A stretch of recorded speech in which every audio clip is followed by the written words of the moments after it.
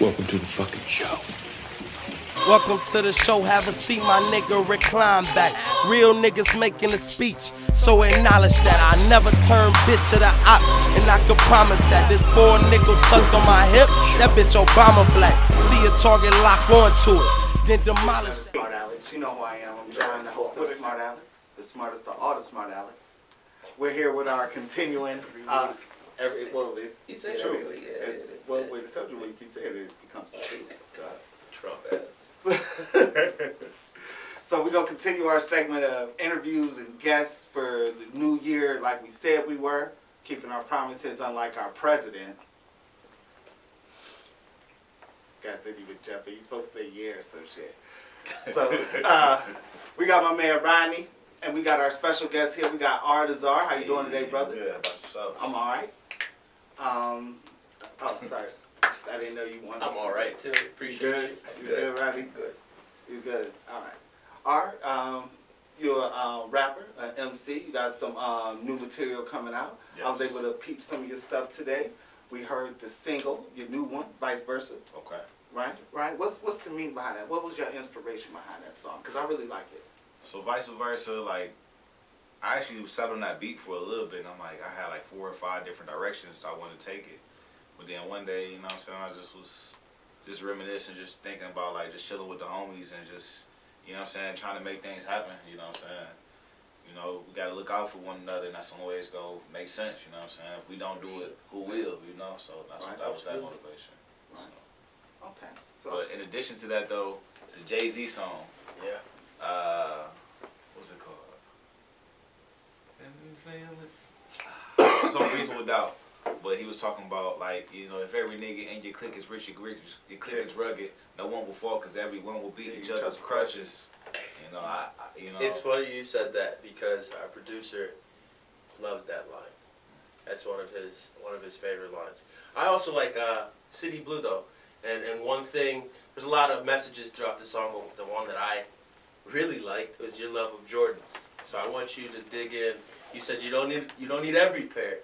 What pairs do you need to get?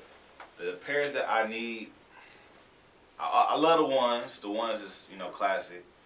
I hate the twos, so I'm never gonna want no twos. Yeah, you skipped I'm over never it. gonna want no twos. okay, No Jordan twos. No Will ever be on my feet.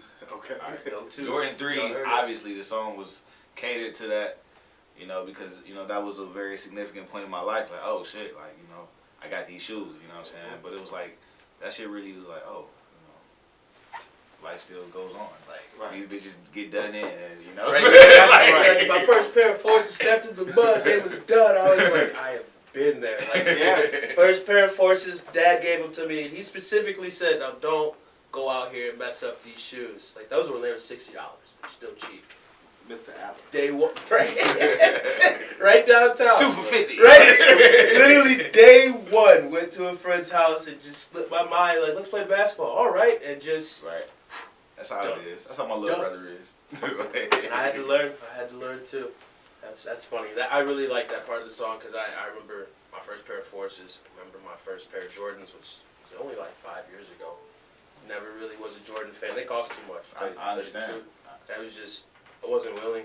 I was and mad. You gotta be up first thing in the morning type shit. Like, I kind of missed that kind of shit. Like, I never really was into all of that.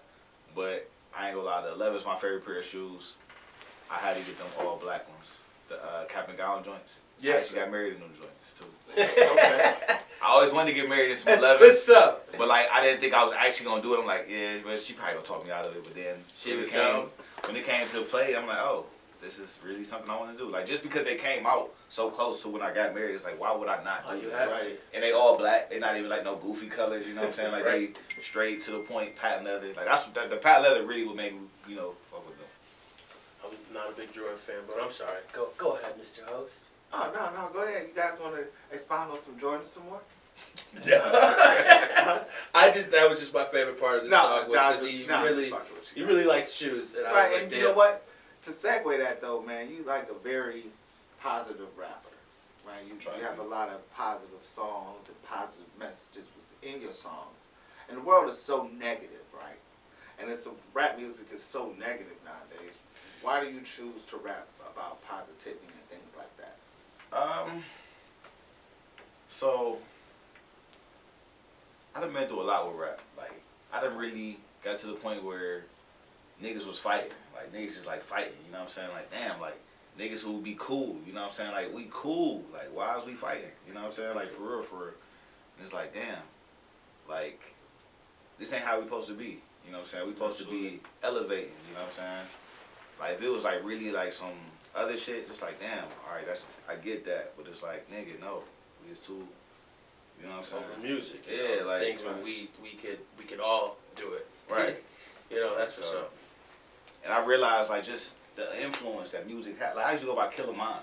That was my name, Killer Mine. I ain't never killed nobody in my life. You know what I'm saying? But like Cameron had me, you know what I'm saying? Like, oh, you know what I'm saying? This is what we need to be on. Right. But then one day it just clicked like, no, why is we trying to be killers? You know what I'm saying? Why we ain't building? You know what I'm saying? They want us to kill. You know what I'm saying?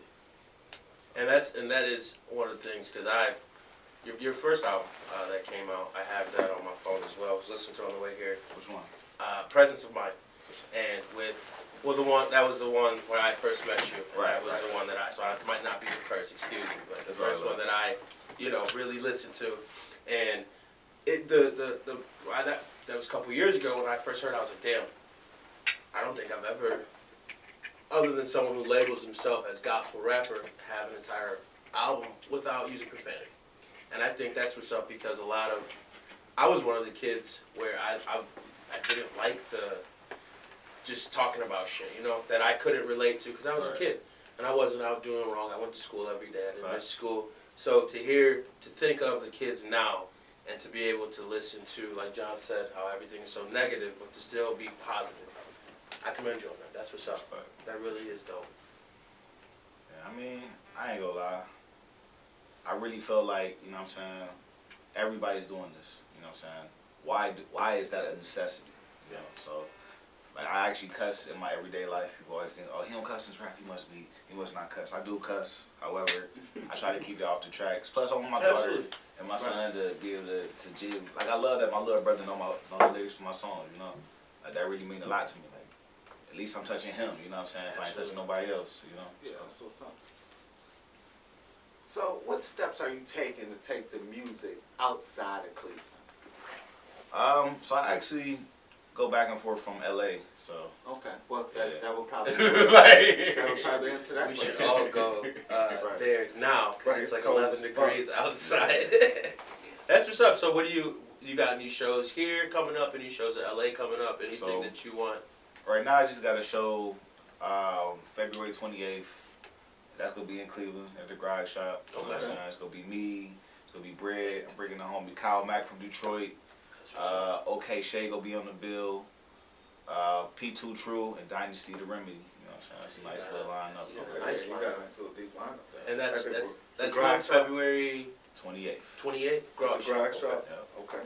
Definitely have to check that out. You got anything in LA coming up? In case I'm out in LA next, we still soon? building in LA. That's we still building, but you know what I'm saying? In a minute we finna start knocking down doors. That warm weather out there, I'm jealous. Yeah. Right. Mainly when I go out there I record, you know what I'm saying? Just try to link up with some people that's There's a lot of music out there. Yeah, like if I do a show that's cool, but it's like I'm trying to learn. what's up, I you know feel what I'm saying? it. Yeah, like That's what's up. Shit, I wish I could go out to LA right now.